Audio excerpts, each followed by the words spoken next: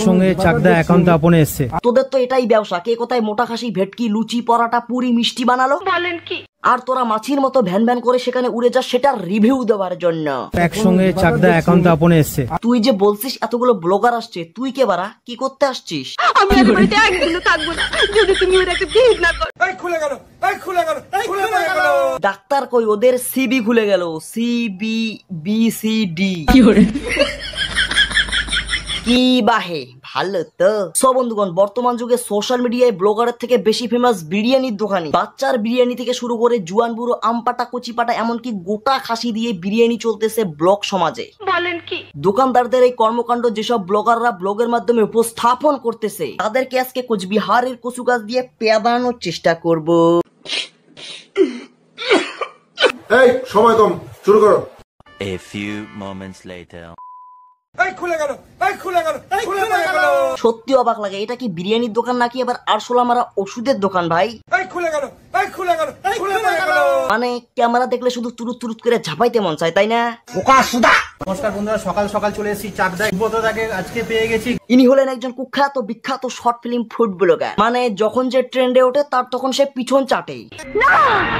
একটা বিরিয়ানির দোকানে একবার, দুইবার, তিনবার, চারবার ভিডিও বানায় সেটা মানা যায়, কিন্তু এদের তো প্রতিদিনই শুট হয় একটা বিরিয়ানির দোকানে, বলেন কি? মশলা ডিম রাইস যতটা যায় খেতে পারো দেবো। এই হলো আমাদের খাসির কোয়ালিটি।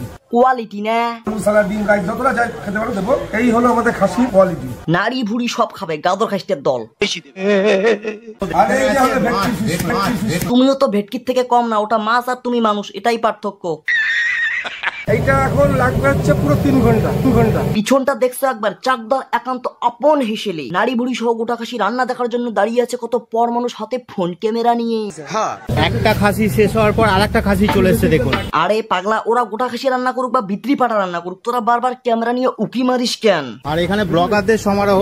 ব্লগারদের সমারোহ না, আপন কাকা আমাদের গোটা খাসি রান্না করিতেছে আর সস্তার পপুলারিটি পাওয়ার জন্য খাসির মতো ফুটবলাররা সেখানে ভিড় পাকাচ্ছে। ঠিক বলেছো। এখানে রয়েছে নাম বলে দা বঙ্গাই। তুই কে রে ভাই? হ্যাঁ সেটাই, তা না হলে কি এরকম নাম রাখে?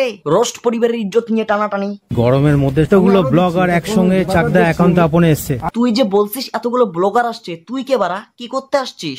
আমি আর বাড়িতে একদিনও থাকবো না যদি তুমি ওর একটা বিয়ে না করো। গরমের মধ্যে এতগুলো ব্লগার একসঙ্গে চাকদা একান্ত আপনে এসছে। তোদের তো এটাই ব্যবসা, কে কোথায় মোটা খাসি, ভেটকি, লুচি, পরাটা, পুরি, মিষ্টি বানালো, বলেন কি?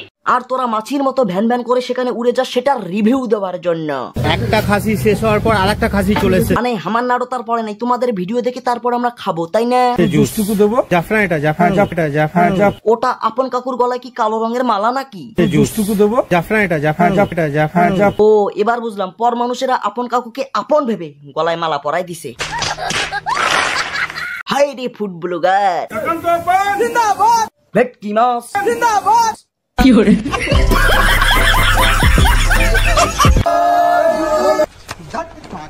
দাদা বলেছেন ঝরে ঝরে পড়বে। ঝরছে ঝরছে ঝরতেছে। এই হলো গোটা খাসি, এই হলো গোটা খাসি। ঝাপাস কেরে। সব বন্ধুগণ, ফুড ব্লগাররা এবং বিরিয়ানির দোকানের মধ্যে একটা বন্ধুতা আছে। দোকানিরা গোটা খাসি নিয়ে ঝাপাচ্ছে আর ব্লগাররা সেটা নিজের গাড়ে ভরে নিচ্ছে, মানে ভিডিও করে ইউটিউবে ময়লার মতো আপলোড করছে। কন্ট্রোল। সো বলার মতো কিছুই নাই, ব্লগাররা বদলাবে না রে ভাই। আজকের ভিডিও এতটাই, তার আগে তোমরা চ্যানেলটাকে সাবস্ক্রাইব করো গাইস, আমরা খুব তাড়াতাড়ি 100 পূরণ করবো। সো কথা না বাড়িয়ে সাবস্ক্রাইব করো। হবে না দয়া শঙ্কর, হবে না। আর ভিডিওটা কেমন লাগলো অবশ্যই কমেন্ট করে জানিও, ভালো লাগলো একটু শেয়ার করে দিও। দেখা হচ্ছে